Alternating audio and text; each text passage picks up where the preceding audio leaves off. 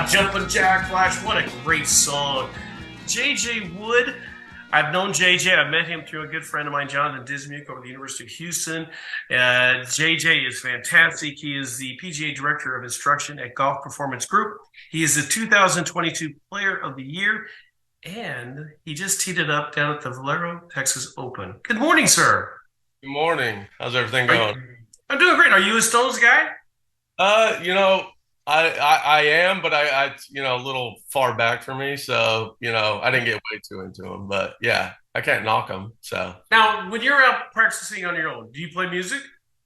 I used to, but now, I have an indoor facility, so I got TV on all the time. So, that's my entertainment. I gotta ask, are you a Masters junkie? Are you tuned in to the Masters right now?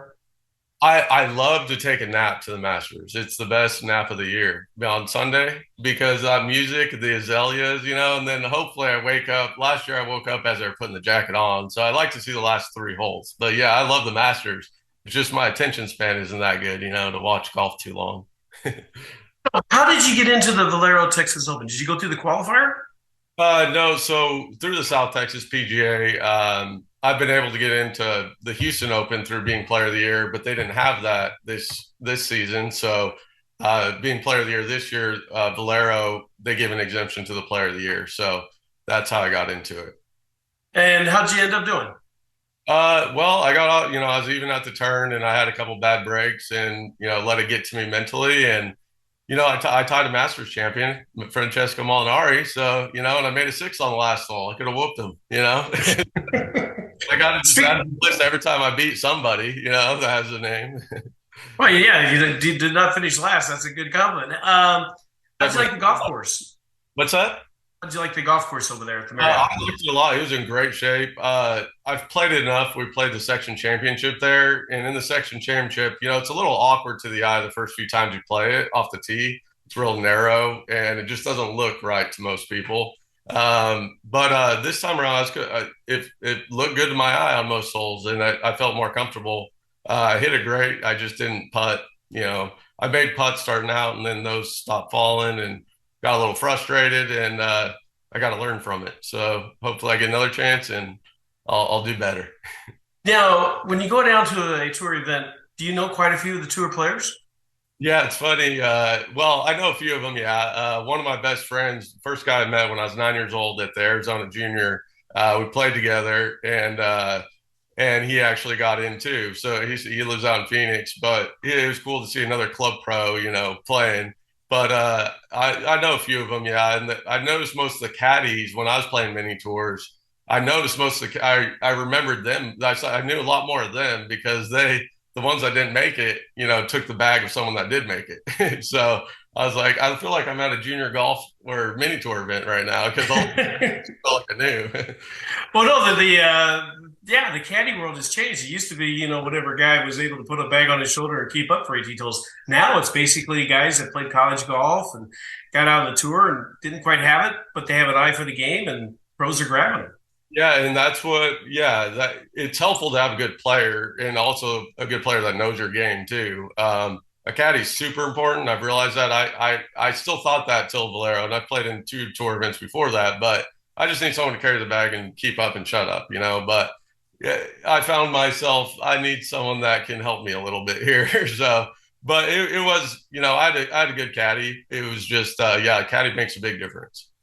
We're talking to STPGA Who's Your Pro, Mr. JJ Wood. He is the PGA Director of Instruction at the Golf Performance Group. Tell us, what is the Golf Performance Group?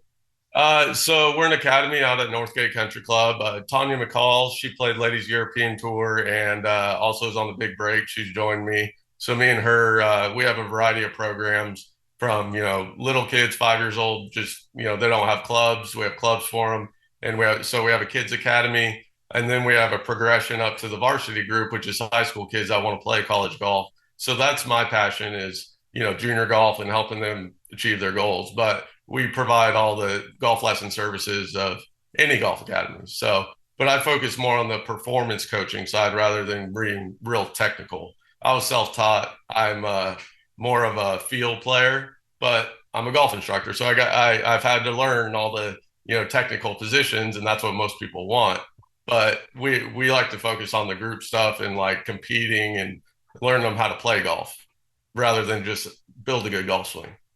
So I think I met your the young lady you were talking about. I think she was we were doing a par three at a tournament over at Wildcat, and she was out there. She had a challenge or something. yeah, She had a great game. she's gonna be at the Insperity doing something with Larry, not Larry Mize, one of the legends of the game. Uh-huh. But she caddied for him once, and she's gonna be doing a clinic, I guess, out there during the Insperity with some other LPGA ladies. So the high school golfers that come to your to the golf performance group, how many of them realistically have the game to play the college? Because college game has changed. You know, growing up, I went to the University of Houston that won 16 national championships.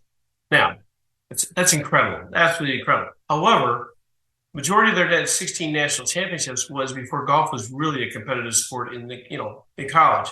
Now I can name off 10 schools without even blinking an eye. I mean, just think Oklahoma State, Oklahoma, Arizona State, the University of Texas, SMU, Wake Forest, Alabama. Huh? I said you got to throw Pepperdine in there too. Pepperdine. Yeah, Pepperdine. I mean, even Sam Houston. Sam and, Houston, and obviously University of Houston. in my opinion, Brent Kieschnick and Michael Beard at Pepperdine, those coaches have done phenomenal jobs for being out of Sam Houston, finishing top 10 in the country a couple years ago, and Pepperdine winning the national championship at those schools to be able to beat up on Texas, Arizona State, all those schools. I mean, they're great coaches. Dismuke's a great coach as well. His player development is, I mean, I learned from Dismuke, so his player development is really good too. So Dismuke is great. He's just had he's had some bad curves over the last couple. He's like, what was the last year? His top two players about a week before the season said, "Well, we're transferring," or something like that. I mean, yeah, you're relying on teenagers, so it's yeah, like exactly.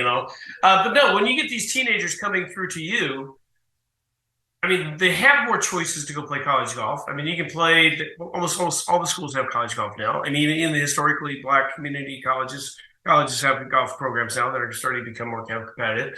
But you have to set realistic elements in their head. I mean, not all of them are going to be on the PGA Tour. The PGA Tour, there's a God-given talent, there's a skill, and there's all this. So, I mean, how are you realistic with them? so there, last time I checked, there was 1,500 schools that offer a college golf program. So at the division, people think of Texas, OU, A&M. Those schools, yeah, you may be good enough to play there, but you don't know their situation with like transfers, how many spots they have, how the athletic department, how many spots they're going to allow them to recruit that year, whatever. But they don't think about the outside those big major conference schools how many options there are. So I was surprised when I started helping what kids actually got opportunities at like Centenary University or college or little schools like that. So there's a place if you're a boy and you can shoot high 70s, there's a place for you. If you're a girl and you can shoot in the 80s, there's a place for you. So That's good to know. yeah, you just gotta. I was a coach for a couple of years in college. You just got to know the little, roadmap to get there. And these golf teams don't have a big budget, at most schools. So you got to reach out to them and market yourself to them. So at U of H, they're probably going to find you if you're good enough. That is great news. So JJ, if we look into your crystal ball, who are you going to see get the green jacket tomorrow night? I really would like to see Corey Connors. I got to play with him at the Houston Open, and he lost his card. And that next year, he Mondayed and won the Valero. And he was a nice guy. I like his game. He's just a normal guy. I want to see him. I want to see him win the Masters, and I think his game's made for it. So. Well, I think, I like his story. The fact that he won the Valero a couple of years ago, that got him to the Masters. He took that opportunity. He's made himself a competitive PGA player, and he won the Valero again this year. And Yeah, he's playing really well over at Augusta. yeah. He played. Did he finish sixth last year? Something like that, yeah. So I got to tell you one thing. I tell everybody: Will Zalatoris. He was not a bad putter, and I had a putting contest against him when he turned pro. Took him to extra holes and lost. But now everyone says, "Yeah, because you suck." Because look at his putting. And he was a great putter. JJ Wood, it has been a delight talking to you. I want to get you back on. I want to know more about the golf performance group and what you're doing up there. And I want to keep up with your playing skills and everything like that. And maybe we can hook up and give Disney a run for his money, take him for some money. We can take him down. I can get you good enough to take him down. That'll be it. JJ Wood, part of our STJ Who's Your Pro. Go out, have a great day, JJ. It's been a pleasure talking to you. All right, thank you. All righty. Well, folks, we've had a great show today. I hope you've enjoyed it.